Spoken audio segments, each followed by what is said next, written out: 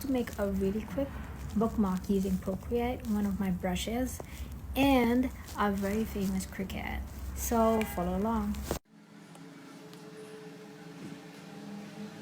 Canvas ready.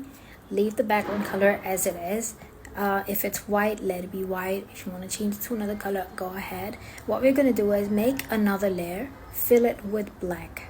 Okay, this is an important step. Select your crazy shapes, and yeah, on the layer which is filled, we're just gonna erase it so the background color shows.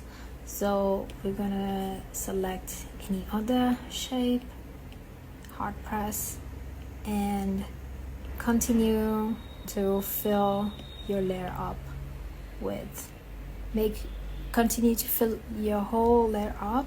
Make sure that this does not happen, otherwise it's not going to cut properly. So make sure that it is spaced, spaced like that.